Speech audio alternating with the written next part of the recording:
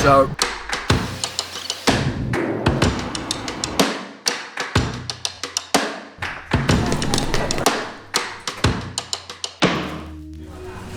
hey Raptor Riders. So today, it's essentially our first full day in Shenzhen. We spent first part of our day just kind of getting over the jet lag. We all kind of slept in since we got in pretty late yesterday, around 11 p.m. here. We all got up, had some nice breakfast, and really just kind of strategized for this whole 2 weeks. So obviously QC is going to be a huge aspect of this trip, along with a whole lot of other aspects. But today, this morning, we focused for about 5 hours on making a game plan for how we're going to attack this. Hey, what's up? If we looked at the data logging as we're recording, there will definitely be differences between a stuttering motor and how it presents versus a smooth acceleration curve. We ended up having, posters filled out. We're going with a couple different tactics and strategies for how we're going to attack this week, because it's not a small project, as you guys know.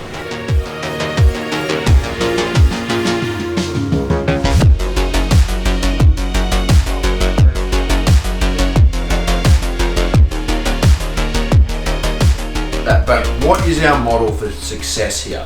Start from the end and work back. So we want customers to receive a product without faults, right? How do we achieve that? Like, as a consumer, when you open the product, what absolutely must function for you to consider there's no fault? Yes. Well, you want it to turn on. Okay, so the remote works. Yep. So the remote must turn on. So that question is, you need to test, it becomes IQC. That test has to happen before you've even built the product, because once the wheel is on there, it could be the wheel that's causing vibration. So it's an invalid, it's a false positive. So you can't just test. Yeah, so that's IQC. Okay, so front wheel testing, when they receive wheels now, at least they've shown us this. I don't know if they're doing it, and I almost guarantee you they're statistically doing it, not on everyone, which is bullshit. We need it on every single one. They're putting it on that jig that you talked about, where all they do is they put it on, it's just a post, right? Spin it. All they do is spin it, and just check it visually. It's very simple. Yeah. Let me show you some of the stuff I brought.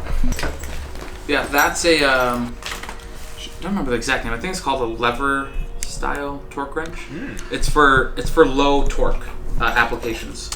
So takes any regular socket, and we take the board and we say, okay, our measurement for this is, let's say we say it's like 5 inch-pounds, something like that. So literally when it just hits that number. Exactly, super simple. The click style torque wrenches are pretty hard to find in these small of measurements, because it's a hard. So this is kind of your best bet. So you say, this goes to 5. Nice. Yep.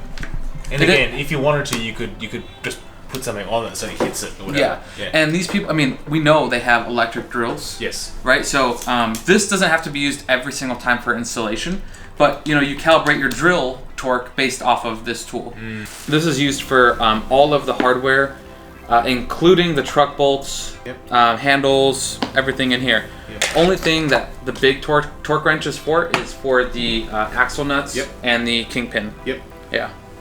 The new seal on the inside. Oh yeah, another thing we need to talk about. That needs to be installed yes, better. the seal is they always kind of sell a little wonky. They just. Oh my god. Yeah. It took me fucking 12 years to get this. 12 months to get this fucking thing worked out. Yeah, this is just a properly welded sample that I'm bringing. Cool. Yeah. It's good.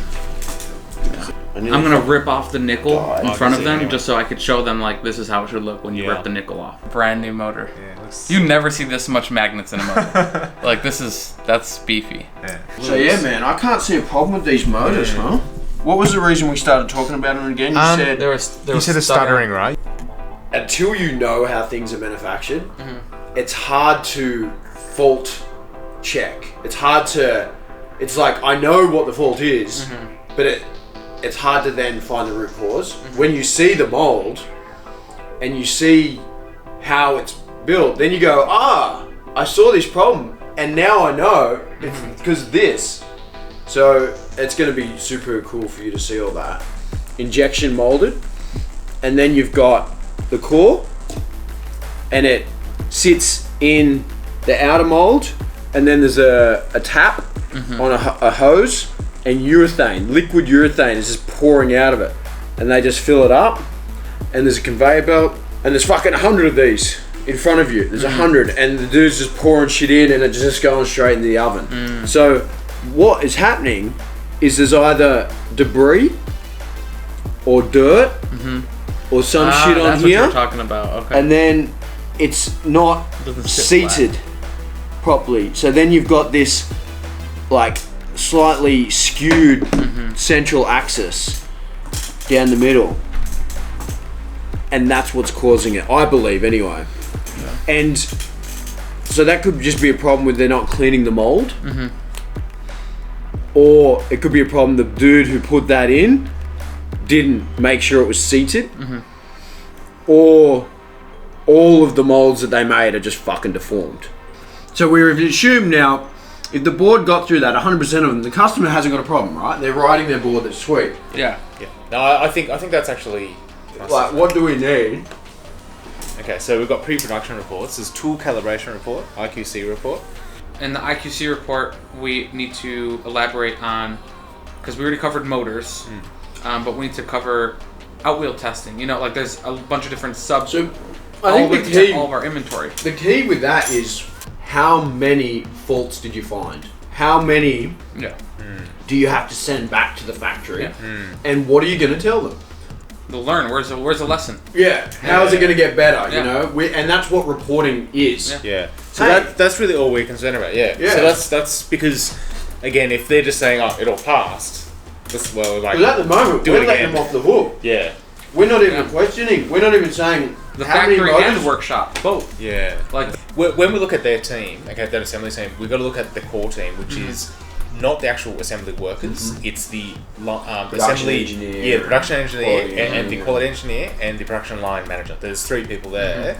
But, and the problem is we're not getting any feedback from the engineers. Exactly, I mean, yeah, I want them to tell me, listen, Bara, this is so stupid. Like, why are you putting it together Yeah, this I way? can't do It's it so this much way. easier to do it this way. Yeah. Tell me, you know, so well, again, we'll because fix they don't it. speak English, right? So Yeah. there's always that Yeah. disconnection. Yes. What is the mechanism for the production engineer to report errors to inertia? What is the communication protocol that allows these people to report problems? Is there one? And who do they report to? And where is the report? And why haven't we seen it? At the end of the day, it's like again, it's like military command. You know, you tell the commanding officer, and then he filters it out to Yeah. his people. The first day we're there, we're doing an IQC audit. Yeah. Okay? You show us exactly what you do when you receive stuff in. What are the tests? How do you report it? What do you do? Then the next day will be production. How do you set up your production line? Who touches what? How do you know you got the right quantity? What do you do? Where do you start? That's like day 2. And then day 3 or 4 is like production, and then day 5 is outgoing quality check. Because if we're standing there and they can't understand us, and we're trying to ask questions and they're just going, I'm going to punch someone. I'm going to fucking grab a shelf of shit and just throw it on the ground. You know? We're going to our logistics warehouse, basically. This two is our warehouse to store your products. yeah. You can check from here. So we need to make sure all of our packages that customers received not damaged so much. 30.